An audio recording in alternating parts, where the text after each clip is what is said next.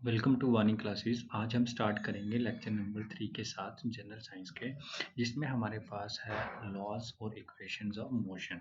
सबसे पहले हम बात करेंगे फोर्स की, देन उसके बाद हम फ्रिक्शन की बात करेंगे, देन उसके बाद हम लॉज ऑफ मोशन पढ़ेंगे और फिर उसके बाद इक्वेशंस ऑफ मोशन को समझेंगे। फिर हम उसमें जो भी नेक्स्ट टॉपिक होगा वो भी हम कवर करने की कोशिश करेंगे। So let's start with the first topic, that is force.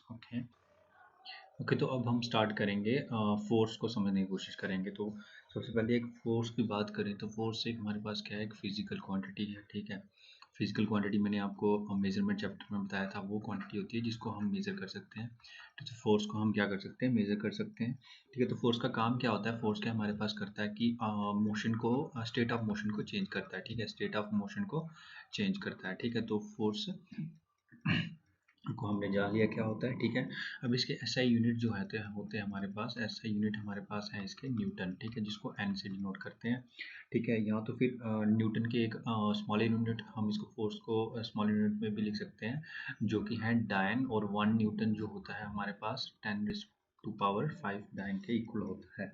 ठीक है, तो आपने एक और यूनिट सुना होगा इसका कहीं, के जी एफ। ठीक है, के जी एफ किलोग्राम फोर्स जो होती है, वो 1 किलोग्राम फोर्स जो होती है वो हमारे पास कितने न्यूटन होती है, वो होती है 9.8 न्यूटन के बराबर। ठीक है, तो 9.8 न्यूटन के बराबर होती है ये फोर्स। ठीक है, तो अब हम फोर्स को हमने देख लिया।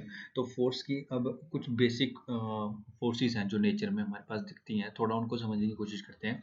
सबसे पहली फोर्स जो होती है वो हम बोल सकते हैं ग्रेविटेशनल फोर्स। ठीक है, तो जो भी इस दुनिया में जो भी चीज़ है, कोई भी ऑब्जेक्ट है इस पूरे यूनिवर्स में कोई भी ऑब्जेक्ट है, तो वो क्या करता है, दूसरे ऑब्जेक्ट को अट्रैक्ट करता है। ठीक है, ऑब्जेक्ट ए अगर है तो वो ऑब्जेक्ट बी को हमारे पास क्या करेगा, अट्रैक्ट करेगा। ठीक है, तो वही जो फोर्स है ना, ठीक है, अट्रैक्शन की, जो उसको बोलते हैं हम ग्रेविटेशनल फोर्स। ठीक है, तो ग्रेविटेशनल फोर्स आपको समझ आ गई। बट ये जो है ये सबसे वीक फोर्स होती है। ठीक है, वीकेस्ट फोर्स है। ठीक है, इसमें से जितने भी अभी हम फोर्सेस डिस्कस करेंगे ना, 4 फोर्सेस हम डिस्कस करेंगे, तो पहली फोर्स जो है ग्रेविटेशनल फोर्स है। इन सब में से वीकेस्ट जो है ग्रेविटेशनल फोर्स ही है। ठीक है, तो उसके बाद अगर हम बात करें तो वीक न्यूक्लियर फोर्स क्या होती है। देखो, कभी भी न्यूक्लियर टर्म आएगी ना बीच में, तो इसका मतलब क्या होता है कि आपको पता होगा हमारे पास एक एटम होता है। ठीक है, ठीक है, तो एटम के अंदर क्या होता है, न्यूक्लियस होता है। ठीक है, एटम के अंदर क्या होता है, न्यूक्लियस होता है। तो ये वो फोर्सेज होती हैं जो न्यूक्लियस के अंदर होती हैं, तो इसलिए हम इसको क्या बोलते हैं, न्यूक्लियर फोर्सेज बोलते हैं। ठीक है, तो ये वीक न्यूक्लियर फोर्स क्या होती है कि जब हमारे पास क्या होगा, एक्चुअली जब हम हमारे पास रेडिएशंस निकलती है ना, तो ये जो रेडिएशंस निकलती हैं ये एक्चुअली कहाँ से निकल रही होती है, अगर न्यूक्लियस से निकल रही हैं, तो हमारे पास जो ये फोर्स क्या करता है कि हेल्प करता है इन रेडिएशंस के लिए। ठीक है, तो ये काफ़ी वीक फोर्सेस होती हैं। ठीक है, और ये अट्रैक्टिव और रिपल्सिव कुछ भी इसमें नेचर नहीं होता है, बट ये एक वीक फोर्सेस होती हैं जो कहाँ से निकलती हैं, जब हमारे पास रेडिएशंस एमिट करता है कोई एटम। ठीक है, कोई न्यूक्लियस। ठीक है, उसके बाद हमारे पास इलेक्ट्रोमैग्नेटिक फोर्स। तो जब भी ऐसा इलेक्ट्रोमैग्नेटिक टर्म आए ना, तो इलेक्ट्रो का मतलब समथिंग रिलेटेड टू इलेक्ट्रिसिटी। ठीक है, उसके बाद मैग्नेटिक मतलब जिसमें मैग्नेटिक इफेक्ट का कहीं पे जिक्र हो रहा है। ठीक है, तो इलेक्ट्रोमैग्नेटिक फोर्सेस जो होती है ना, ये हमारे पास क्या होती हैं, अगर हमारे पास कोई चार्ज पार्टिकल्स है ना, तो उसके बीच में ये फोर्सेस होती हैं। कभी भी कोई चार्ज पार्टिकल्स होंगे ना, चार्ज पार्टिकल्स, ठीक है, चार्ज पार्टिकल मतलब कि इलेक्ट्रिकली चार्ज। ओके, तो उसके बीच में इलेक्ट्रोमैग्नेटिक फोर्सेस होंगे। ठीक है, कोई भी दो अगर इलेक्ट्रोमैग्नेटिकली चार्ज पार्टिकल हैं, तो उसमें हमारे पास क्या होगा, ये फोर्सेस होंगे। ठीक है, ये जो फोर्सेस होती है ना, इसमें इलेक्ट्रोमैग्नेटिक फोर्सेस जो होती हैं वो ग्रेविटेशनल फोर्सेस से स्ट्रांग होती हैं। ठीक है, जो वीक न्यूक्लियर फोर्सेस होती हैं ये भी ग्रेविटेशनल फोर्सेस से स्ट्रांग होती हैं। अप्रॉक्सीमेटली जो है हमारे पास वीक न्यूक्लियर फोर्सेस होती हैं ये 10⁻25 टाइम्स बड़ी ज़्यादा होती हैं, स्ट्रॉन्गर, कौन, वीक न्यूक्लियर फोर्सेस। तो उसके बाद हम बात करेंगे जो सबसे स्ट्रॉन्ग फोर्सेस होती हैं, तो स्ट्रॉन्ग न्यूक्लियर फोर्सेस उसको हम बोलते हैं। न्यूक्लियर मतलब ये भी न्यूक्लियस के अंदर ही है कहीं। ठीक है, तो न्यूट्रॉन और प्रोटॉन के बीच में, न्यूट्रॉन एंड प्रोटॉन के बीच में जो फोर्सेस होती हैं, और ये न्यूट्रॉन और प्रोटॉन कहाँ पे होते हैं, एक न्यूक्लियस के अंदर। अगर मैं ये न्यूक्लियस की बात करूँ तो न्यूक्लियस के अंदर क्या होता है हमारे पास, न्यूट्रॉन और प्रोटॉन। प्रोटॉन जो होता है वो पॉजिटिव चार्ज पार्टिकल्स होते हैं और ये न्यूट्रॉन न्यूट्रल होते हैं। बट इन दोनों के बीच में भी हमारे पास क्या है, एक फोर्स होती है जिसको हम बोलते हैं स्ट्रॉन्ग न्यूक्लियर फोर्सेस, और ये फोर्सेस सबसे स्ट्रॉन्ग होती हैं इन चारों में से। और इसकी जो अप्रोक्सीमेटली ये हमारे पास 10⁻38 टाइम्स ज़्यादा स्ट्रॉन्ग होती हैं as compare to the gravitational force. Okay, तो अभी हम फ्रिक्शन की बात करेंगे। तो फ्रिक्शन को समझने के लिए हम एक एग्जांपल ले लेते हैं। मान लो आपके पास एक टेबल है, ठीक है, तो ये आपका ग्राउंड लेवल है, ठीक है। तो वैसे तो आपको पता है कि ग्राउंड पे अगर कोई चीज़ पड़ी है तो उस पर क्या एक्ट कर रहा होता है, mg करके एक फोर्स एक्ट कर रही होती है जिसको हम वेट भी बोलते हैं। Weight is also a force. Okay, तो mg ये फोर्स कैसे है, देखो आपको पता है force is equals to m into A from second law. और ए की जगह पे अगर मैं g लिख लूँ which is acceleration due to gravity, ठीक है, तो ये मैं इसको mg लिख सकता हूँ। तो ये तो हमारे पास क्या होता है, वेट, और ये एक फोर्स है। अगर ये फोर्स है तो उसको कैंसिल आउट क्या कर रही होगी, एक नॉर्मल फोर्स, ठीक है। तो नॉर्मल फोर्स उसको कैंसिल आउट कर रही होगी। तो हम इन दोनों चीज़ों को हम अवॉइड कर सकते हैं क्योंकि ये इक्वल होंगी और अपोजिट इन डायरेक्शन होंगी दोनों फोर्सेज। तो इसका इफेक्ट हमें देखने के लिए नहीं मिलेगा। तो इसकी वजह से ही ये क्या होगी, ये बॉडी यहाँ पे फॉल पड़ी होगी, टेबल जो होगा यहीं पे पड़ा होगा ऐसे कि ऐसे, ठीक है। अब मैं क्या कर रहा हूँ, इस पर एक फोर्स लगा रहा हूँ एफ करके, ठीक है। तो इस डायरेक्शन में अगर मैं कोई फोर्स लगा रहा हूँ इसको स्लाइड करने के लिए, तो इसके अपोजिट में यहाँ से एक और एक फोर्स इसके नॉर्मल में एक्ट कर रही होगी, इसके बिल्कुल अपोजिट में। और वो जो फोर्स होगी उसको हम फ्रिक्शन बोलेंगे। वो एक्चुअली काम क्या करेगी, वो क्या करेगी, इसके मोशन को, इसको जो मैं एफ फोर्स लगा रहा हूँ उसके अपोजिट में लगेगी और उसको बॉडी को मूव नहीं करने देगी, ठीक है। वो क्या करेगी, रिटार्ड मोशन, ठीक है, रिटार्ड मोशन, उसको मूव नहीं करने देगी, ठीक है। तो इसके लिए हमारे पास फ्रिक्शन के लिए क्या होना चाहिए, दो ऑब्जेक्ट्स का होना चाहिए, जरूरी वो होने चाहिए, एक ये ऑब्जेक्ट और एक दूसरी सरफेस जो है हमारे पास, ठीक है।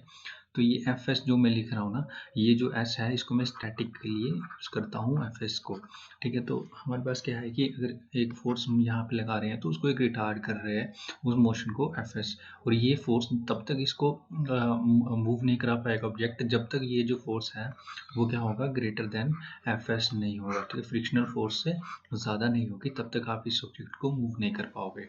लिख सकते हैं F equals to mu into N, ठीक है। तो ये जो एन है ना, ये है हमारे पास नॉर्मल फोर्स, ठीक है। क्या है ये, नॉर्मल फोर्स, ठीक है।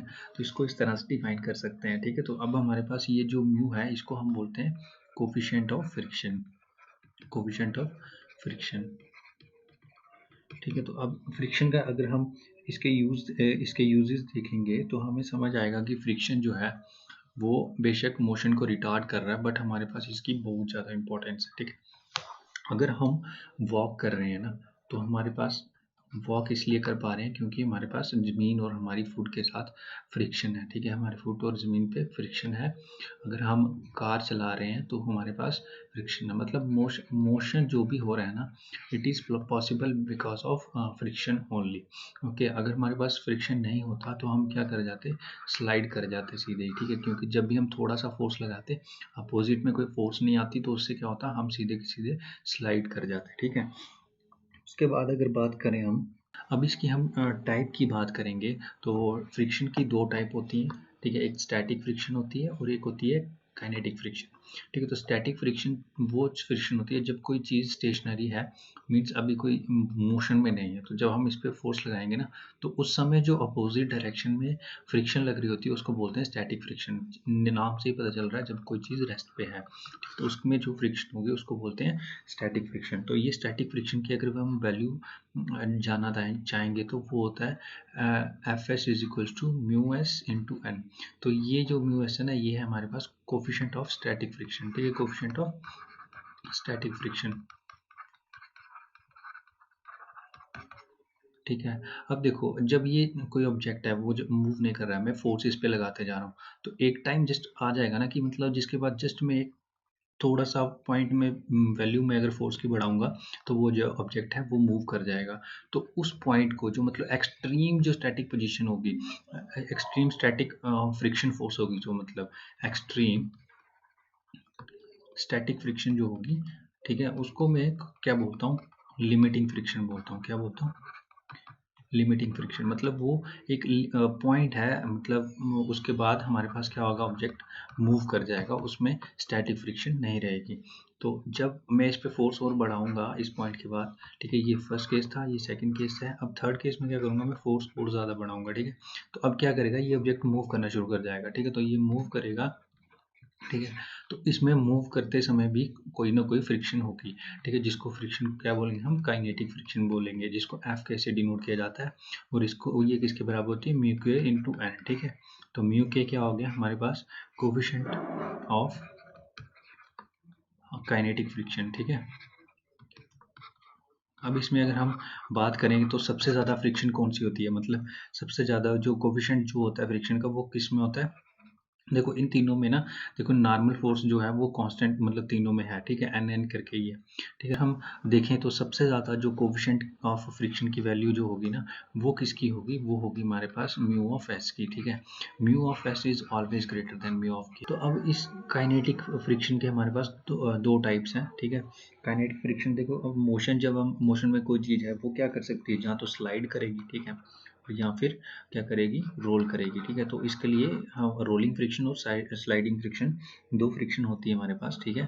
और ये भी फ्रिक्शन है, वो भी फ्रिक्शन है, ठीक है। तो अब देखो, स्लाइड, कोई चीज़ स्लाइड कर रही है एकदम से और कोई चीज़ रोल कर रही है, तो फ्रिक्शन किस में ज़्यादा होगी, अगर कोई यहाँ पे ऑब्जेक्ट है, ठीक है, तो वो अगर इस चीज़ पे स्लाइड कर रहा है, ठीक है, तो अब यहाँ पे देखना, जो इसका सरफेस एरिया होगा ना वो ज़्यादा होगा एज़ कम्पेयर टू अगर कोई रोलर है मेरे पास, ठीक है।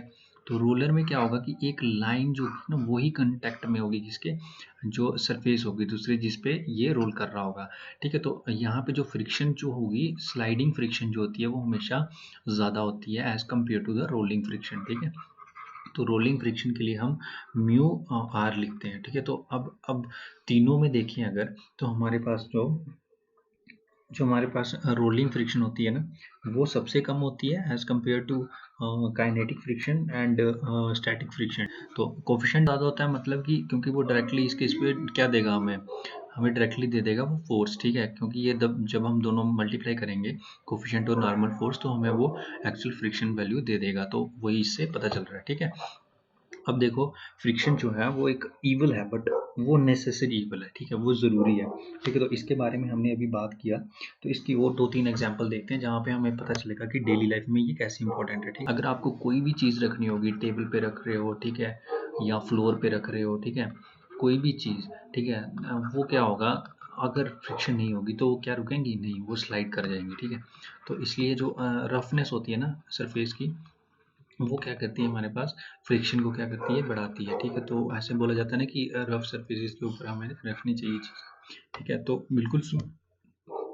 बिल्कुल स्मूथ रखोगे तो उसमें क्या होता है हमारे पास, बिट चांसेस रहते हैं कि वो स्लाइड कर जाएगी, ठीक है। और चीज़, आप पढ़ रहे हो, ठीक है, पेन या पेंसिल से आप लिख रहे हो, अगर आपके पास फ्रिक्शन नहीं होगी तो आप you can't right, okay, you can't right on paper, okay.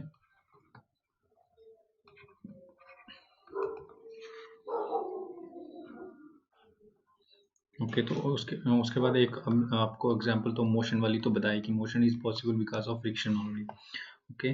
तो अब जो है फ्रिक्शन, ये तो मतलब हो गया कि हाँ ये ईवल है बट हमारे पास ज़रूरी है, बट ऐसे भी कुछ चीज़ें हैं यहाँ पे ये ज़रूरी नहीं है।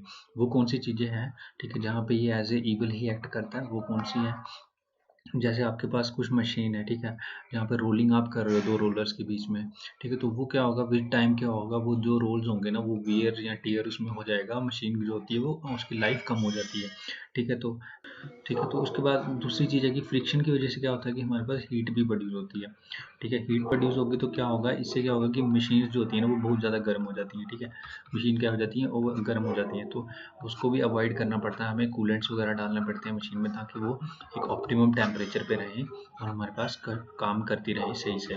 और बियर टियर की बात करें तो हमारे पास हम ल्यूब्रिकेंट्स डालते हैं, ठीक है, आपने सुना होगा ल्यूब्रिकेंट्स हम यूज़ करते हैं, तो लुब्रिकेंट से हमें क्या मिलता है कि जो वियर और टियर होता है मशीन का वो कम हो जाता है, बट फ्रिक्शन दोनों काम करती है, हेल्प भी करती है, और कहीं कहीं पे हमारे पास यहाँ पे फ्रिक्शन एक ईवल का काम भी करती है, ठीक है।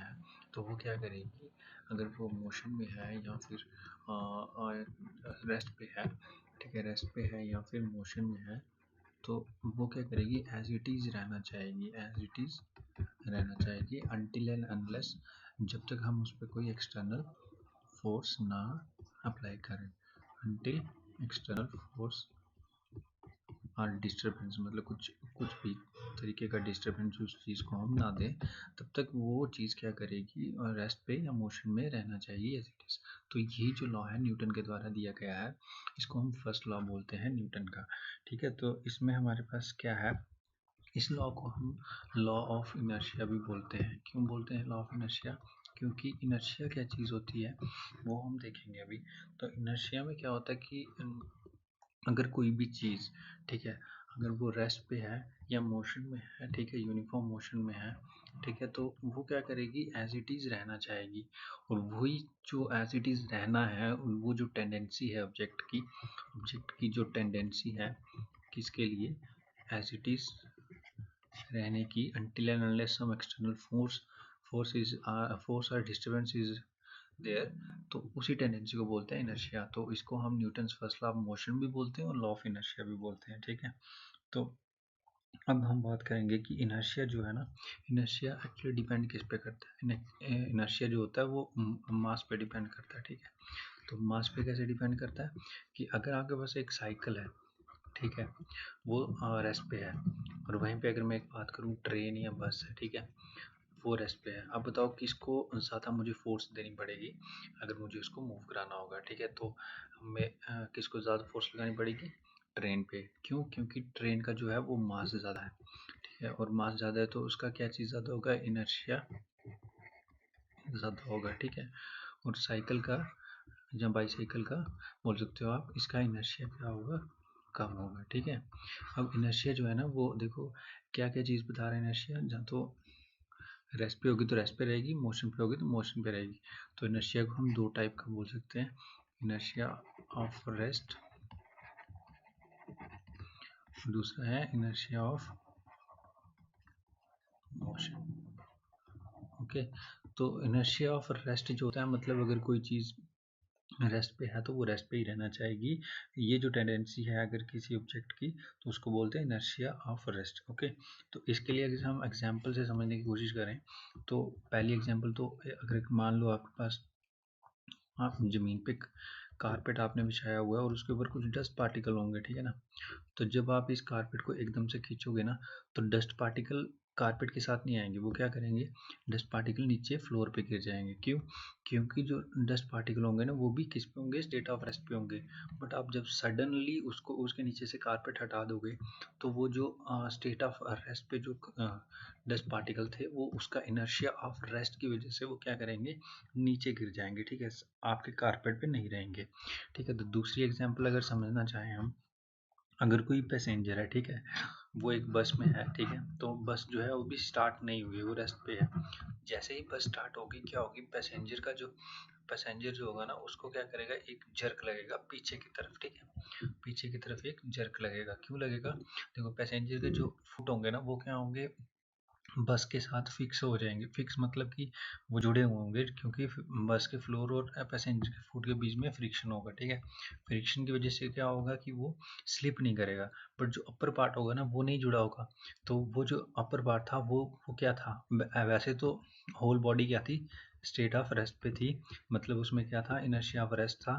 ठीक है, तो इनर्शिया ऑफ रेस्ट की वजह से जो क्या होगा, उसकी अपर बॉडी होगी ना वो क्या चाहेगी कि वो रेस्ट पे ही रहे। ठीक है, तो एकदम से जब आप स्टार्ट करके गाड़ी को आगे लेके जाओगे तो क्या होगा कि जैसे गाड़ी आगे की तरफ जाएगी तो उसको इनर्शिया क्या करेगा, पीछे की तरफ धकेलने की कोशिश करेगा, और वो कोशिश करेगा कि वो रेस्ट पे था तो रेस्ट पे ही रहे। ठीक है, तो इसलिए आपको बैकवर्ड जर्क लगेगा। ठीक है, तो अगर हम नेक्स्ट एक और एग्जाम्पल लेंगे इनर्शिया ऑफ रेस्ट की, तो आपके पास मान लो एक गिलास है, ठीक है, गिलास है, उसके ऊपर क्या है, हमारे पास एक कॉइन पड़ा हुआ है। ठीक है, एक पेपर है, पेपर पीस है, ठीक है, और पेपर पीस के ऊपर एक कॉइन पड़ा हुआ है। ठीक है, तो आप क्या करोगे, जब इस पेपर को हटाओगे ना, तो कॉइन जो होगा ना वो सीधे नीचे चला जाएगा।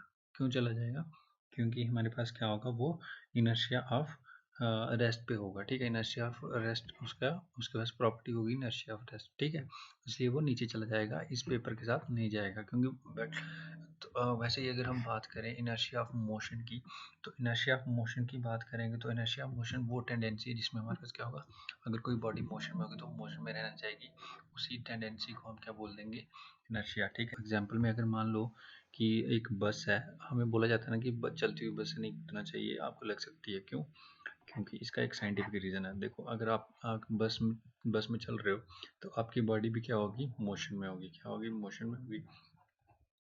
ठीक है, तो बॉडी आपकी मोशन में है, तो जैसे ही आप एकदम से बस से नीचे उतरोगे तो आपकी बॉडी में क्या होगा, इनर्शिया ऑफ मोशन, मतलब आपकी बॉडी चाहेगी कि मैं मोशन में थी तो मोशन में ही रहूं।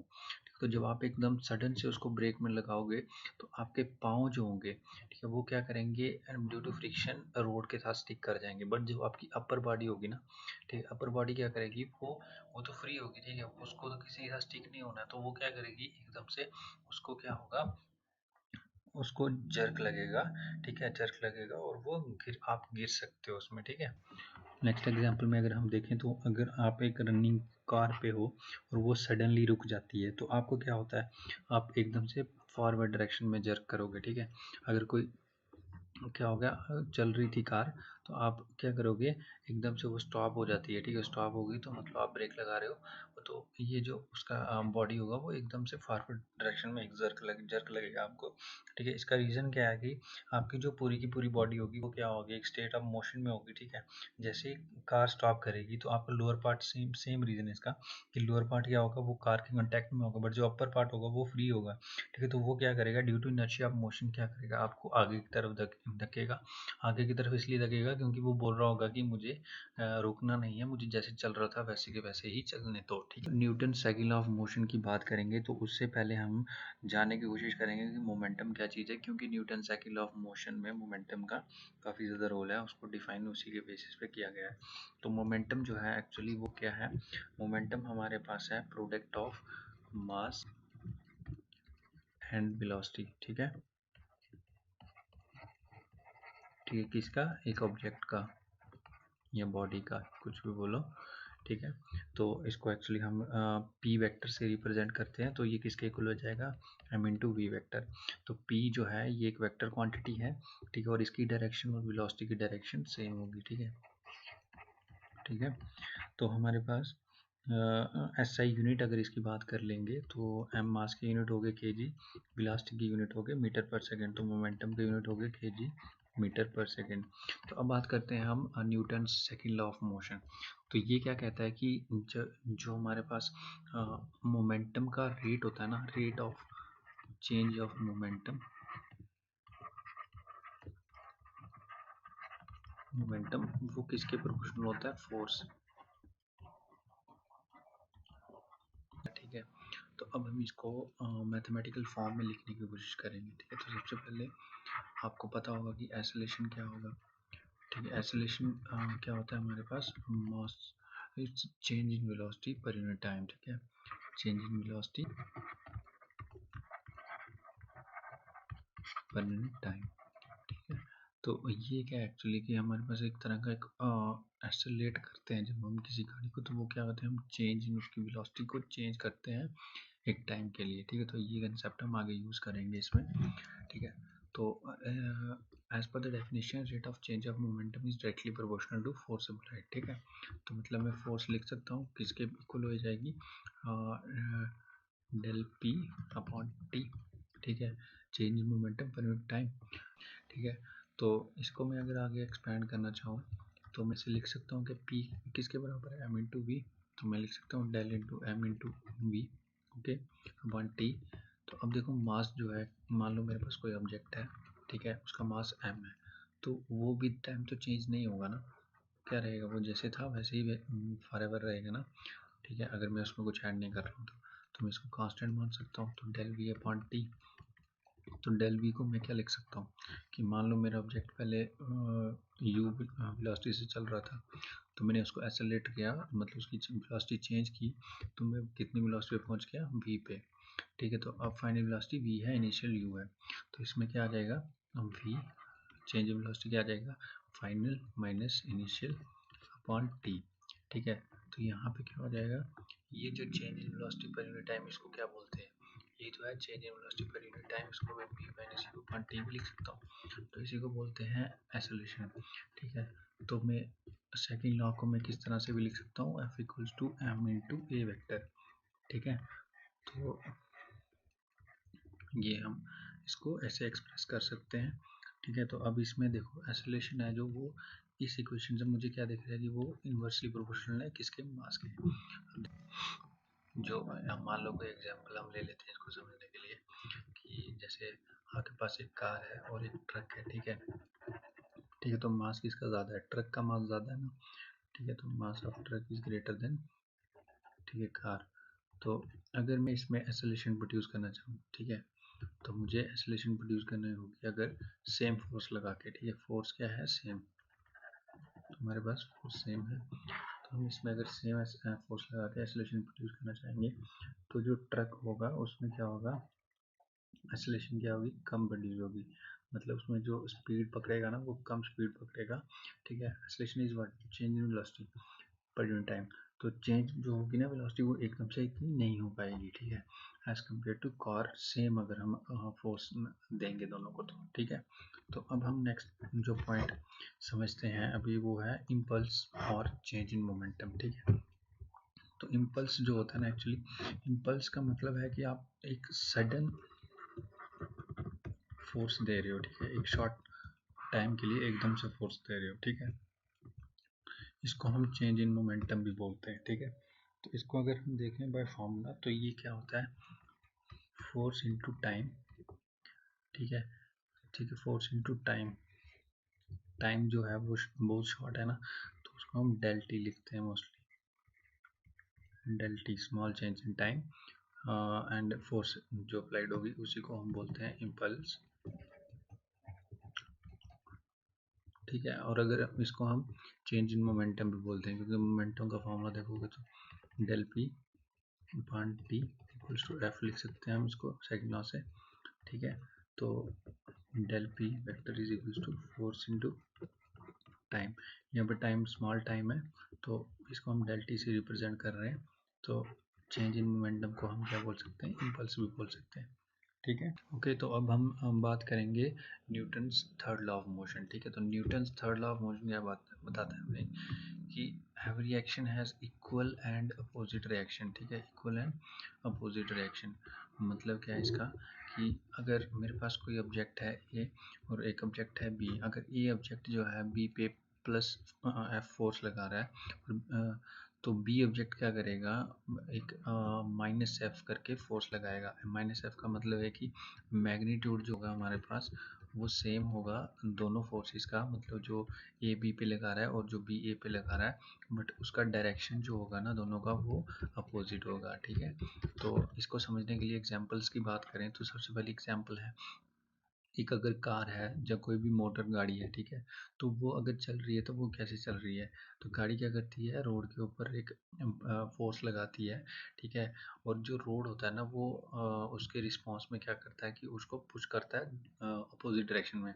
तो जैसे गाड़ी जो टायर चलता है वो नीचे की तरफ फोर्स फोर्स लगाएगा, ठीक है। तो वो जो रोड होगा, वो जो रोड होगा तो रोड क्या करेगा, उसको ऊपर की तरफ फोर्स लगाएगा, उसकी वजह से व्हील जो होता है गाड़ी का वो घूमता है, ठीक है।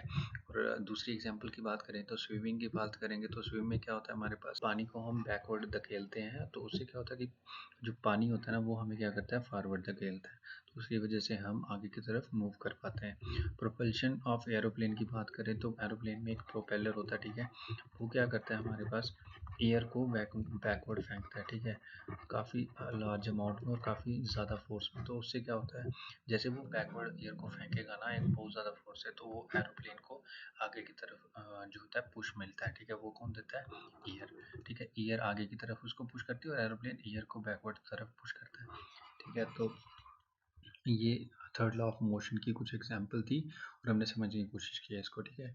तो न्यूटन्स लॉ ऑफ मोशन हमारे पास खत्म हो गए, तीन ही लॉ थे। तो उसके बाद हम बात करेंगे कंजर्वेशन ऑफ मोमेंटम। इसमें अगर हम बात करें तो हमारे पास अगर कोई सिस्टम है, ठीक है, सिस्टम है, तो उसमें अगर कोई भी अनबैलेंस्ड फोर्स नहीं है, तो अनबैलेंस्ड फोर्स क्या होती है कि जिसमें अनबैलेंस फोर्स हम बोल सकते हैं, मान लो कोई ऑब्जेक्ट है तो मैं इसको इस तरफ फोर्स लगा रहा हूँ एफ, तो दूसरी तरफ से भी दूसरी तरफ से कोई भी फोर्स एक्ट नहीं कर रही है, तो उसको बोलते हैं हम अनबैलेंस्ड फोर्स। ठीक है, तो ये क्या कर जाएगा, मूव कर जाएगा इस डायरेक्शन में, क्योंकि इसको अपोज करने के लिए कुछ नहीं होगा। ठीक है, या फिर हमारे पास क्या होगा कि इस डायरेक्शन में फोर्स है, दूसरी डायरेक्शन में कम फोर्स है मैग्नीट्यूड में। ठीक है, तो उसको बोलते हैं हम अनबैलेंस्ड फोर्स। ठीक है, तो हम ऐसा सिस्टम कंसिडर करें जहाँ पे अनबैलेंस्ड फोर्स कुछ भी नहीं है। ठीक है, तो वहाँ पे क्या होगा कि जितना भी मोमेंटम होगा ना सिस्टम का, ठीक है, मोमेंटम क्या होगा सिस्टम का, कंजर्व रहेगा। मतलब momentum of the system will be constant.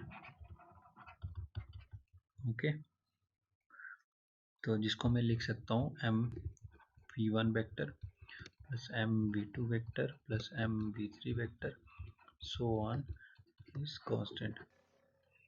Conservation of momentum को हम समझने की कोशिश करते हैं एग्जाम्पल के थ्रू। मान लो कि आपके पास दो बॉल है। ठीक है, तो दो बॉल्स हैं जिसका ए बॉल है बी बॉल है। तो ए की हमारे पास u1 वेलोसिटी है और इनिशियल वेलोसिटी, और इसकी u2 है। ठीक है, तो इसका m1 मास है और इसका m2 मास है। ठीक है, तो जब हम इस बॉल को कोलाइड करेंगे, दोनों बॉल को आपस में कोलाइड करेंगे, तो क्या होगा हमारे पास, उसके बाद हमारे पास वेलोसिटी में कुछ डिफरेंस आएगा। ठीक है, मान लो ए की वेलोसिटी जो है v1 हो गई और बी की वेलोसिटी v2 हो गई। ठीक है, तो ये डिपेंड करता है कि मास किसका ज़्यादा है और कौन वेलोसिटी ज़्यादा से चल रहा है। ठीक है, तो वो किसकी ज़्यादा होगी कम होगी वैसे वहाँ से पता चलेगा। ठीक है, तो अब इस लॉ का मतलब क्या है कि अगर इस पूरे सिस्टम को मैं कंसिडर करूँ, ए और बी का जो ये सिस्टम है, ठीक है, कोलिजन से पहले और कोलिजन के बाद, ठीक है, जो इसका मोमेंटम होगा ना वो सेम होगा। मतलब m1 u1 plus m2 u2 will be equals to m1 v1 plus m2 v2। ये मतलब है इस पूरे लॉ का। ठीक है, तो इसके बाद अब हम इसकी एप्लीकेशन देखेंगे थोड़ी। ठीक है, मान लो नहीं यहाँ पे है। ठीक है, मैं u1 प्लस जो बी बॉल का मोमेंट है वो कितना है m2 u2। तो ये दोनों के दोनों क्या हो जाएंगे, इक्वल किसके होंगे, ये टोटल मोमेंटम बिफोर कोलिजन और ये किसके इक्वल होगा, टोटल मोमेंटम आफ्टर कोलिजन। ठीक है, तो आफ्टर कोलिजन हमारे पास इसका मोमेंटम कितना है ए बॉल का, और वहीं पे जो बी बॉल है उसका मोमेंटम कितना है ये। तो हमारे पास ये टोटल मोमेंटम जो होगा एक सिस्टम का वो हमेशा क्या रहेगा, कांस्टेंट रहेगा। ठीक है, तो अगर आप इसकी एप्लीकेशन की बात करो तो एप्लीकेशन में सबसे पहली चीज़ जो आएगी वो है रिकॉइल ऑफ गन। ठीक है, कि गन जो है वो किस तरह से फायरिंग के दौरान पीछे की तरफ फोर्स से आती है। ठीक है, वो भी एक इसकी एप्लीकेशन है जहाँ पे आप law of conservation of momentum का यूज़ करते हो। ऑन द अदर हैंड अगर आप एक रॉकेट को बाहर निकालना है एक रॉकेट इंजन से, ठीक है, जैसे ये रॉकेट है हमारे पास, तो रॉकेट को अगर आप बाहर निकालना चाहते हो क्या, तो ऊपर की तरफ अगर आपको फोर्स मतलब मोमेंटम देना है, ठीक है, तो एम वी अगर ऊपर की तरफ आपको बढ़ाना है और नीचे की, तो क्या करना पड़ेगा, जब आप नीचे की तरफ जोर से नीचे की तरफ आप किसी चीज़ को फेंकोगे तो वो इक्वल आपको क्या करेगा, ऊपर की तरफ भी कुछ चीज़ को फेंकेगा। ठीक है, जिसको हम न्यूटन थर्ड लॉ भी बोलते हैं। ठीक है, थर्ड लॉ भी हम यहाँ पे देखते हैं और law of conservation of momentum भी यहाँ पे काम करता है। तो हमारे पास यहाँ पे क्या है कि एक रॉकेट इंजन होगा, वो क्या करेगा, रॉकेट जब ऊपर जाएगा तो जो इंजन होगा वो नीचे की तरफ आएगा। ठीक है, तो इंजन और ये सब जो है जो हैवी मास वाली चीज़ें होंगी वो नीचे की तरफ आएंगी, और एक light as compare to the other part एक स्मॉल मास वाली चीज़ होगी वो एक वेरी हाई वेलोसिटी के साथ ऊपर की तरफ जाएगी। तो ओवरऑल जो इस सिस्टम का मोमेंटम होगा वो भी कांस्टेंट रहेगा। अब एक प्रॉब्लम देख लेते हैं जिसमें हम इस law of conservation of momentum को यूज़ करेंगे। ओके, तो यहाँ पे अगर हम बात करें तो हमारे पास क्या दिया हुआ है, मास ऑफ बुलेट दिया हुआ है 25 ग्राम। ठीक है, उसके बाद हमारे पास और क्या दिया हुआ है, वेलोसिटी दी हुई है किसकी, एक्वायर्स द वेलोसिटी ऑफ इतना। ठीक है, किसकी है ये, बुलेट की वेलोसिटी। ठीक है, बुलेट वेलोसिटी दी हुई है 500 मीटर पर सेकेंड। ओके, और हमें दिया हुआ है मास किसका, मास दिया हुआ है हमें गन का। ठीक है, तो मास ऑफ गन कितना दिया हुआ है 5 kg। ठीक है, तो अब आपको law of conservation of momentum क्या बताता है। ठीक है, एलसीएम नहीं है, law of conservation of momentum है, ये मैथ का नहीं है। ठीक है, तो यहाँ पे क्या है हमारे पास, क्या बताता है कि जो मास ऑफ गन होगा, ठीक है, और उसकी जो इनिशियल वेलोसिटी होगी गन की plus mass of bullet into initial velocity of bullet is equals to mass of gun and velocity of gun v, जो कि कब होगी जब हमारे पास ये बुलेट मान लो यहाँ पे है ऐसे, ठीक है, ये बुलेट है, ठीक है, और यहाँ पीछे से इसको एक फोर्स लगेगी, सडन फोर्स, ठीक है। सडन फोर्स की वजह से क्या होगा, एक ऑब्जेक्ट, यहाँ एक ऑब्जेक्ट होगा, वो एक सडन फोर्स लगाएगा इसको, जिसकी वजह से ये एकदम से बाहर निकलेगा, ठीक है, बुलेट, ठीक है। तो हमारे पास क्या होगा कि ये जो कोलिजन है, कोलिजन की ये एक तरह का कोलिजन ही है ना, collision just like ball we have seen, ठीक है, बॉल केस, ठीक है, तो उस वैसे ही एक केस है, ठीक है। तो इसमें एक सडन फोर्स लग रही है, ठीक है, तो सडन फोर्स जो है ये कोलिजन मान लें, तो जो before this force and after this force हम एक इक्वेशन बनाने की कोशिश कर रहे हैं, M G U G plus M B U B equals to M G V G plus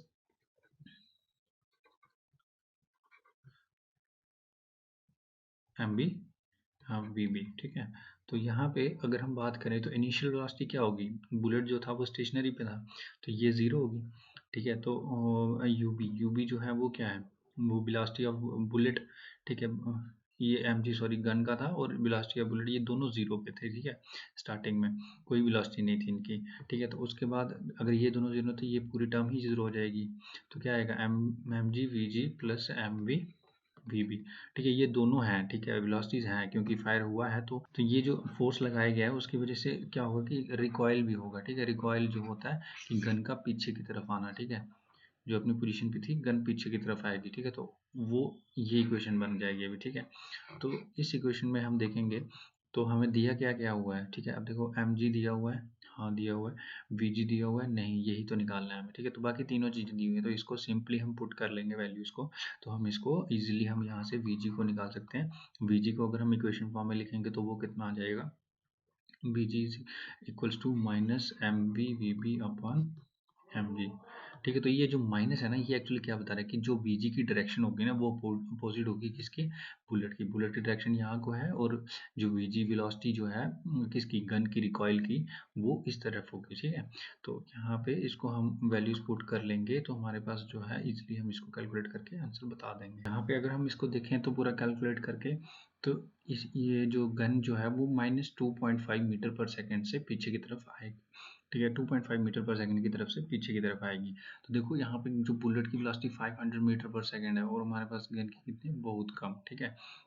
क्यों कम है, क्योंकि जब आप इसको देखोगे, इस इक्वेशन को समझने की कोशिश करोगे ना, तो आपको पता चलेगा कि हमारे पास ये जो इक्वेशन है, इसमें क्या आ रहा है, हमारे पास जो मास ऑफ गन है ना, वो बहुत मैटर करता है। क्यों, जितना जितना मास ऑफ गन ज़्यादा होगा, उतनी उसकी वेलोसिटी क्या हो जाएगी, कम हो जाएगी। क्यों, क्योंकि वी जी जो है वो इन्वर्सली प्रोपोर्शनल किसके है, एम जी के, ठीक है। एम जी, और ये सबस्क्रिप्ट में है एम जी जो है, ठीक है। तो मास ऑफ गन के जो है वो इन्वर्सली प्रोपोर्शनल है, ठीक है।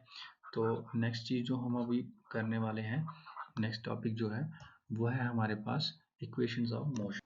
सबसे पहली इक्वेशन को बोलते हैं equation for velocity in time, okay. Velocity time relation जो हमें बताता है इक्वेशन, वो ये है, ठीक है। तो मोस्टली हम इसको यूज़ करते हैं जहाँ पे हमें वेलोसिटी का पता करना होता है, ठीक है, किसी भी मोशन में, ठीक है। तो ये क्या होती है कि फाइनल वेलोसिटी, ठीक है, जिसको हम यूजली रिप्रेजेंट करते हैं v से, equals to initial velocity plus acceleration into time, okay. v equals to u plus A T, ठीक है। ये इक्वेशंस ऑफ मोशंस हैं, ठीक है। तो सबसे पहली इक्वेशन ये है हमारे पास, ठीक है। नेक्स्ट इक्वेशन जो है, सेकंड इक्वेशन, जिसको हम बोलते हैं पोजीशन टाइम रिलेशन। तो जहाँ पे हमारे पास पोजीशन को हमें डिफाइन करना होगा ना किसी मोशन में, तो वहाँ पे हम इस इक्वेशन को मोस्टली यूज़ करते हैं, ठीक है। और displacement equals to initial time, displacement को हम रिप्रेजेंट करते हैं एस से, और इनिशियल वेलोसिटी जो है, एस कभी स्पीड से नहीं, फिजिक्स में स्पीड के लिए एस नहीं यूज़ होता है, वी यूज़ होता है, ठीक है। स्पीड, तो इनिशियल वेलोसिटी जो हो जाएगी वो हो जाएगी हमारे पास u vector into time interval means t plus half into acceleration into time का स्क्वायर, ठीक है। S equals to U T plus half a t square, ठीक है। तो इस तरह से इसको याद रख सकते हो आप, ठीक है। तो ये सेकंड इक्वेशन थी। उसके बाद थर्ड इक्वेशन की बात करें तो यहाँ पे है पोजीशन वेलोसिटी रिलेशन, ठीक है। तो आपके पास तीन रिलेशन आए, एक वेलोसिटी टाइम आया, और एक आया आपके पास पोजीशन टाइम आया, और तीसरा क्या आ जाएगा, पोजीशन और वेलोसिटी रिलेशन, ठीक है। तो मतलब ये दोनों के ऊपर ही पूरी इक्वेशंस ऑफ मोशंस हैं, ठीक है। तो इसमें क्या है हमारे पास थर्ड इक्वेशन में कि फाइनल वेलोसिटी, ठीक है। Final velocity means v square equals to initial velocity u square plus 2a t, ठीक है। तो यहाँ पे क्या है, v square equal to U square plus 2at, ठीक है। तो ये हमारे पास थर्ड इक्वेशन है। तो तीन इक्वेशन जो हमने याद रखनी है, तो ये वो इक्वेशन है मोशन की, ठीक है, जिनको हम आगे यूज करेंगे वो काफी ज्यादा जगह पे, ठीक है। तो ये इसको सॉरी यहाँ पे डिस्प्लेसमेंट है, तो ये 2as है, ठीक है। तो पोजीशन है, यहाँ पे टाइम की कोई बात नहीं होगी, ठीक है। पोजीशन वेलोसिटी में तो यहाँ पे 2as है, ठीक है। नेक्स्ट जो है हम बात करेंगे अभी इन्हीं इक्वेशन को हम यूज करेंगे, और ग्रेविटी में जब भी कोई ऑब्जेक्ट कुछ कर रहा हो, कोई भी मोशन हो, तो उसमें किस तरह से ये जो इक्वेशंस है वो काम करेंगी, वो हम देखने की कोशिश करेंगे, ठीक है। तो सबसे पहले जो हमारे पास ग्रेविटी में चेंज आएगा ना, तो मान लो कोई भी चीज़ अगर ग्रेविटी के अंदर है, तो उसमें जो एक्सेलरेशन काम करेगी वो कौन सी होगी, जी। तो ए को रिप्लेस कर देंगे हम जी के साथ, तो जी वेक्टर भी बोल सकते हो, जिसकी वैल्यू हमारे पास है 9.8 मीटर पर सेकेंड, ठीक है, ऑन अर्थ, ओके। देखिए ग्रेविटी के इन्फ्लुएंस में मोशन किस तरह से हो सकता है, जैसे जहाँ तो हम कोई चीज़ है उसको ऊपर की तरफ फेंक रहे हैं, और जहाँ तो कोई चीज़ है हम उसको नीचे की तरफ फेंक रहे हैं, ठीक है। कोई चीज़ को हम नीचे की तरफ फेंक रहे हैं या ऊपर की तरफ फेंक रहे हैं, या तो फिर हम किसी हाइट पे ऐसे खड़े हैं, ठीक है, ये आपका ग्राउंड लेवल है, और हम इस हाइट से उसको ऊपर की तरफ फेंक रहे हैं, तो वो किस तरह का मोशन फॉलो करेगा। तो तीन तरीके का हमारे पास मोशन देखने को मिलता है, ओके। तो इसमें जो इक्वेशन की मोशन इक्वेशंस ऑफ मोशन ये यूज होंगी ना, वो हमारे पास किस तरह से हम वो चेंज हो जाएंगी वो देखते हैं। तो सबसे पहली इक्वेशन थी जो कि थी हमारे पास वेलोसिटी टाइम रिलेशन के ऊपर, which is equals to v equals to u plus A T की जगह पे हम g लिखेंगे, ठीक है। तो ये जो पॉजिटिव साइन लगा है, तो इसमें जब पॉजिटिव साइन लगेगा वो किसके लिए लगेगा, डाउनवर्ड मोशन के लिए, ठीक है। और यहाँ पे जो ग्रेविटी के साथ नेगेटिव साइन लगेगा ना जब, तो वो किसके लिए होगा, अपवर्ड मोशन के लिए। तो सेकंड चीज जो है हमारे पास, सेकंड इक्वेशन जो थी वो थी हमारे पास s equals to u plus u T plus half G T square, half a t square था, हम जी टी स्केयर बोलेंगे। तो एस जो है, एस की जगह हम एच यूज करते हैं जब हम मोशन अंडर ग्रेविटी की बात कर रहे हो, क्योंकि यहाँ पे हम एक ऑब्जेक्ट की बात कर रहे होंगे जो या तो हम ऊपर की तरफ फेंकेंगे या तो नीचे की तरफ फेंकेंगे। तो उसको हम डिस्टेंस नहीं, क्योंकि अब जब हम ऊपर नीचे फेंक रहे हैं तो उसको हम हाइट बोलेंगे, ठीक है। तो एस को हम रिप्लेस कर देंगे एच के साथ, ठीक है। तो नेक्स्ट चीज जो है, थर्ड इक्वेशन जो है हमारे पास वो है V square equals to U square plus 2 था, ए एस था, ठीक है। तो ए एस की जगह पे हम क्या लिख देंगे, जी एच, ठीक है।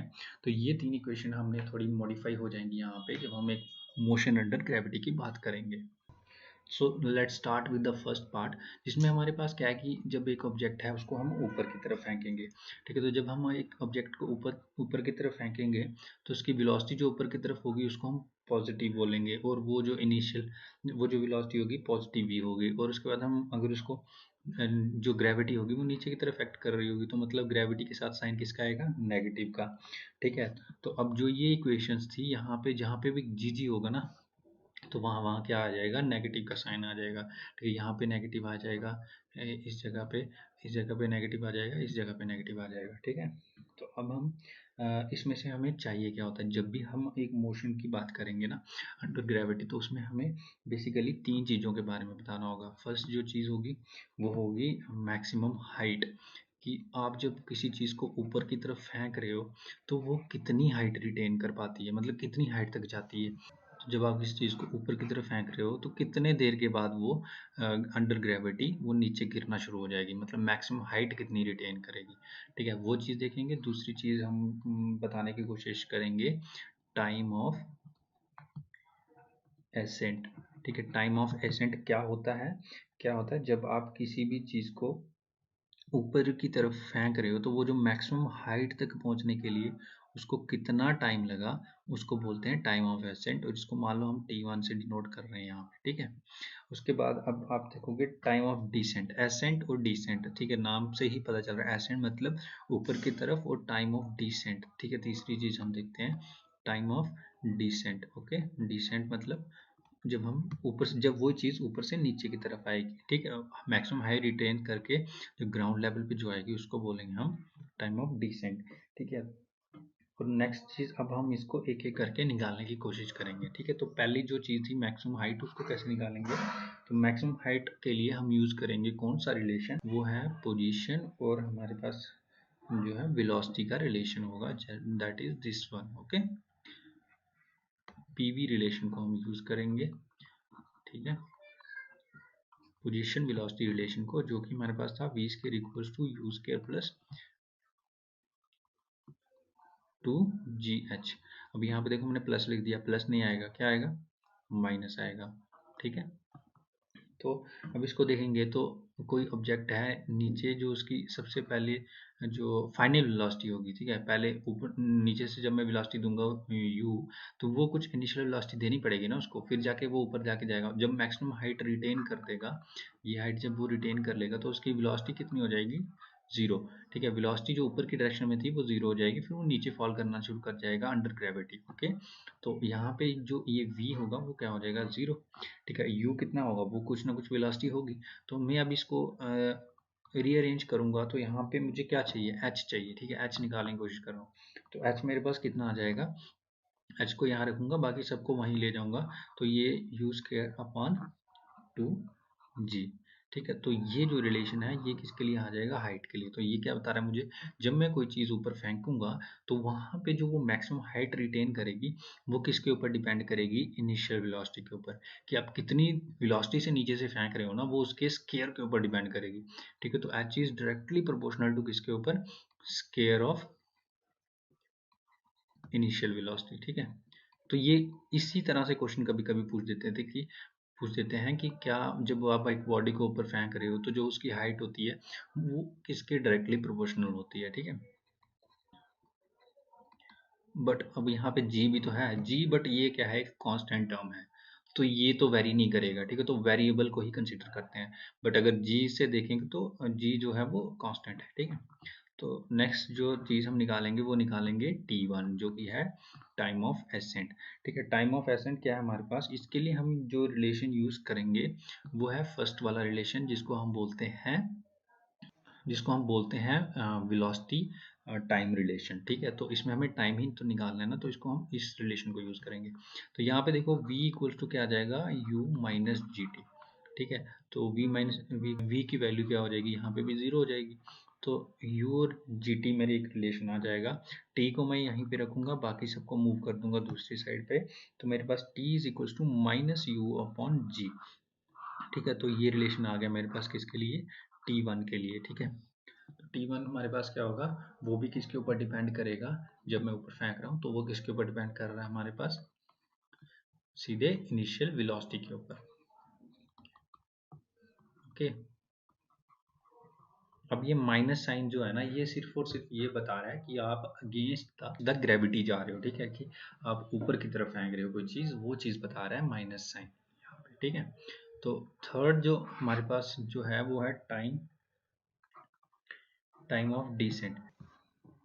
ओके, तो टाइम ऑफ डिसेंट की बात करें तो ये वो टाइम होगा जब हमारे पास कोई ऑब्जेक्ट जो हमने ऊपर को फेंका हुआ है वो नीचे को ग्राउंड पे आने के लिए कितना टाइम लगेगा, ठीक है। तो ये T2 हम कैसे देख लेंगे कि मान लो ये जो ऑब्जेक्ट था ये हमने फेंका हुआ था, अब ये नीचे आ रहा है, तो अब जो इसकी इनिशियल वेलोसिटी होगी वो मान लेते हैं हम u1 है, वो मगर क्या होगी, जीरो, क्यों, क्योंकि ये u1 जो है वो v के इक्वल है, ठीक है। तो अब जो फाइनल वेलोसिटी होगी वो v होगी, ठीक है, उसको हम v1 मान लेते हैं, ठीक है। तो अब हम यहाँ पे इसको यूज़ करेंगे, जो इक्वेशन वो होगी सेकेंड इक्वेशन, ठीक है। तो उसमें क्या है, h equals to U T plus half G T square, okay. तो यहाँ पे प्लस ही क्यों लिखा हमने, प्लस का प्लस ही क्यों रहने दिया, क्योंकि ये जो है, ये जो मोशन की डायरेक्शन है वो ग्रेविटी की डायरेक्शन में ही है, डाउनवर्ड डायरेक्शन है, ठीक है। तो अब हम इसमें प्लस का साइन यूज़ कर सकते हैं। ठीक है। तो जो अपवर्ड मोशन था उसमें क्या था कि हमारे पास जो ग्रेविटी होती है वो वेलोसिटी के अगेंस्ट जा रही थी, ठीक है।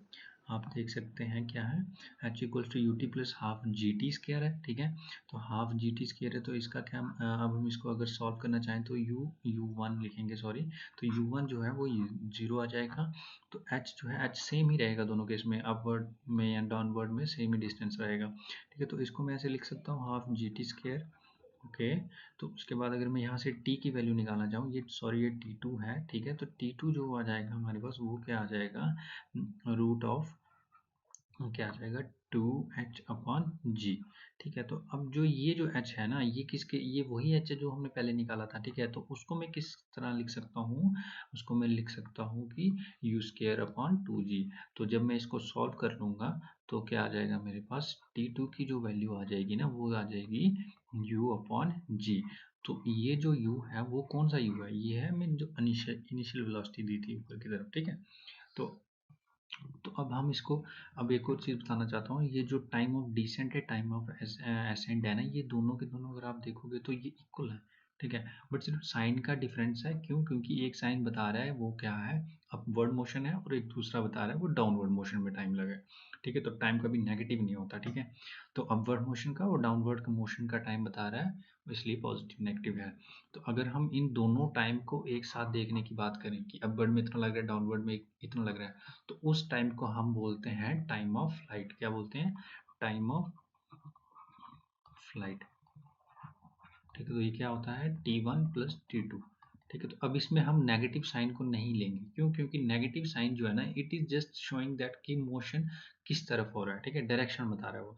तो यहाँ पे हम u/g प्लस u/g लिखेंगे, तो हमारे पास 2u/g आ जाएगा, ठीक है। तो मतलब time of flight for a upward motion जो है वो हमारे पास क्या हो जाएगा, 2u/g, ठीक है। तो अब डाउनवर्ड मोशन को देखेंगे नेक्स्ट स्लाइड में, ठीक है। तो डाउनवर्ड मोशन में किस तरह से होगा, ठीक है। तो डाउनवर्ड मोशन की बात करें तो कोई ऑब्जेक्ट है, अगर किसी पोजीशन पे था, वो नीचे की तरफ फॉल कर रहा है, जैसे हमने पीछे देखा, तो उसका इनिशियल वेलोसिटी क्या होएगा, जीरो हो जाएगा, और फाइनल वेलोसिटी कुछ वेलोसिटी होगा उसका जब वो रीच करेगा, ठीक है। तो लास्ट जो वेलोसिटी होगा, क्योंकि ये डायरेक्शन कौन सी है, पॉजिटिव जी है, ठीक है, क्योंकि नीचे की तरफ आ रहा है, डाउनवर्ड है, तो पॉजिटिव जी आ जाएगा, ठीक है। तो अब इसको हम एक सॉल्व करने के लिए कौन सी इक्वेशन यूज़ कर लेंगे, क्या चीज़ निकालनी है हमें, सबसे पहले हाइट निकालते हैं इसकी, ठीक है। तो हाइट निकालने के लिए हमने लास्ट टाइम कौन सी इक्वेशन यूज़ की थी, लास्ट टाइम हमने यूज़ की थी इसमें ये थर्ड इक्वेशन यूज़ की थी लास्ट टाइम में हमने, ठीक है। तो हम इसमें अभी क्या करेंगे, थर्ड इक्वेशन को फिर से यूज़ करेंगे, ठीक है। तो थर्ड इक्वेशन क्या थी हमारे पास, h equals to,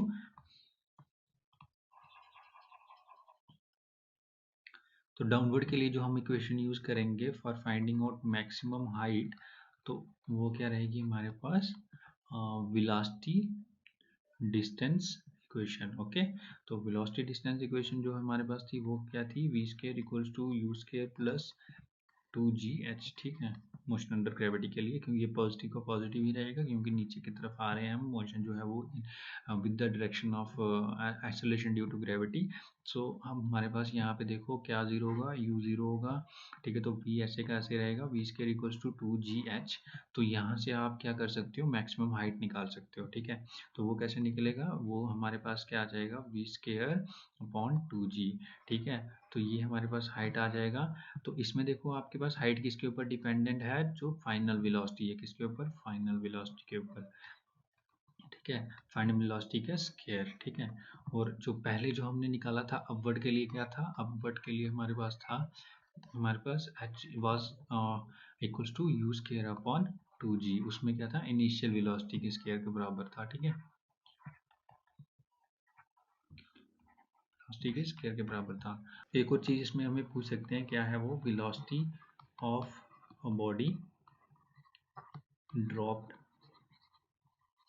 from height, ठीक है, from A height, okay, downward motion के अंदर, पहला पॉइंट मैक्सिमम हाइट, दूसरा वेलोसिटी। तो ये वही वेलोसिटी है जो ऊपर यहाँ पे इसमें आई है ना, तो सेम ही इक्वेशन हम यूज करके वेलोसिटी को भी फाइंड कर सकते हैं। तो v क्या आ जाएगा इसमें, 2gh अंडर रूट। अब बताओ यहाँ पे रूट है तो पॉजिटिव माइनस आता है ना रूट के साथ, क्या इसमें पॉजिटिव आएगा कि नेगेटिव आएगा, देखो वेलोसिटी है तो वो पॉजिटिव भी हो सकता है, नेगेटिव भी हो सकता है, वो डिपेंड करता है डायरेक्शन के ऊपर, ठीक है। तो ठीक है। नेक्स्ट जो हमारे पास क्या है, और एक और चीज़ अगर हम बात करें कि वेलोसिटी जो हमारे पास है, जब हम नीचे से किसी ऑब्जेक्ट को ऊपर फेंक रहे थे, अपवर्ड फेंक रहे थे, तो वो कितनी होगी। तो हमने जो इसका इक्वेशन ये वाली जो हमने निकाली थी, तो उसको हम अगर यूज़ करें तो V U equals to U क्या आ जाएगा, रूट ऑफ 2gh। तो अब देखो ये जो दोनों वेलोसिटीज है ना वो इक्वल है, ठीक है, इक्वल है। तो इसका मतलब क्या है कि जो वेलोसिटी हम जितने से नीचे को आ रही है, ठीक है, और जितने से कोई ऑब्जेक्ट हम ऊपर को फेंक रहे हैं वो सेम है। तो अब इससे क्या पता चल रहा है हमें कि जो वेलोसिटी, जिस वेलोसिटी से कोई ऑब्जेक्ट नीचे की तरफ आ रहा है एक हाइट से, h हाइट से, अगर सेम हाइट होगी, तो अगर उतनी ही हाइट से उतनी ही हाइट तक हम किसी ऑब्जेक्ट को फेंकेंगे ऊपर की तरफ, तो उन दोनों की जो वेलोसिटी होगी, ठीक है, ऊपर को तरफ जाने के लिए और नीचे की तरफ आने के लिए, दोनों की दोनों वेलोसिटी सेम होगी, v इक्वल्स टू u। यहाँ पे हमारे पास एक हमें एक रिजल्ट मिल रहा है इसमें, ठीक है। तो हमने क्या क्या देखा यहाँ पे, ठीक है। तो टाइम निकालना भी हमें बाकी है। तो डाउनवर्ड के लिए अगर हम बात करें, टाइम ऑफ डिसेंट, क्योंकि ये डाउनवर्ड सिर्फ यहाँ से लेकर यहाँ तक का ही पूरा इसका पाथ है, पूरी इसकी फ्लाइट है, तो इसी को हम इस केस में टाइम ऑफ फ्लाइट भी बोल सकते हैं, ठीक है। तो टाइम ऑफ फ्लाइट के लिए हमने लास्ट टाइम कौन सी इक्वेशन यूज़ की थी, हमने यूज़ की थी h equals to U T plus half ji T square. Okay, तो यहाँ पे जो u है वो क्या है, 0 है, ठीक है। तो 0 है तो हमारे पास यहाँ पे, तो हमारे पास इसको अगर हम सॉल्व करेंगे तो हमारे पास क्या आ जाएगा, 2h अपान जी अंडर रूट। ओके, तो ये जो है टाइम बता देगा हमें डिसेंट का या फ्लाइट का। तो h को अगर हम ये यहाँ पे पुट कर लूँ, यहाँ से h की वैल्यू, तो मेरे पास जो टाइम ऑफ डिसेंट होएगा वो क्या आ जाएगा हमारे पास, v अपान जी। ओके, तो ये v अपान जी है, ये किस पे डिपेंडेंट है, जो हमारे पास फाइनल वेलोसिटी है इसकी, ठीक है।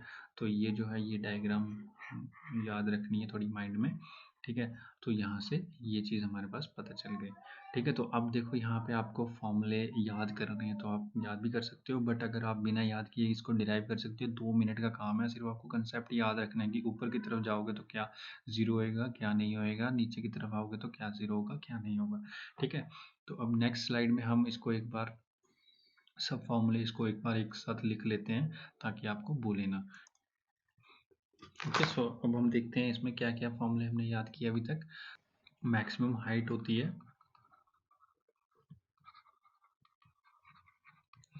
उसके बाद टाइम ऑफ डिसेंट पढ़ा हमने, टाइम ऑफ एसेंट पढ़ा, टाइम ऑफ फ्लाइट पढ़ा, और वेलोसिटी ऑफ बॉडी, ठीक है। अब यहाँ पे हम देखते हैं अपवर्ड के लिए और दूसरी तरफ डाउनवर्ड के लिए। ओके, तो मैक्सिमम हाइट हमारे पास कितनी है you square upon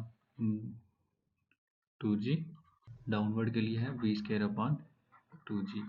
okay, time of distance descent क्या है हमारे पास, जो कि t2 है, t1 यहाँ पे है, t2 जो है वो है u अपॉन जी, और इस केस में v अपॉन जी है।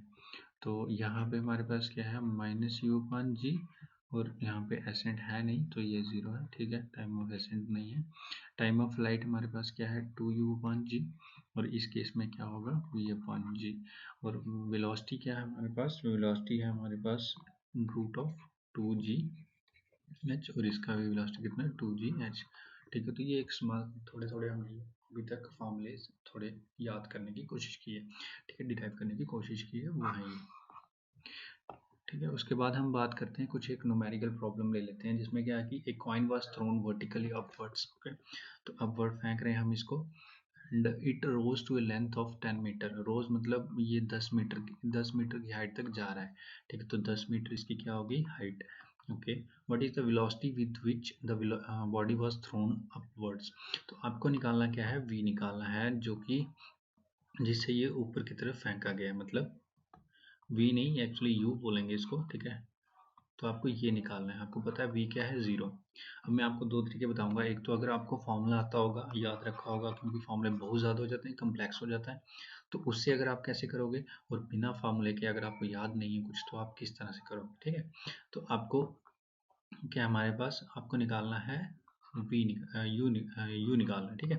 तो u is equals to directly अगर आपको याद होगा 2gh, ठीक है।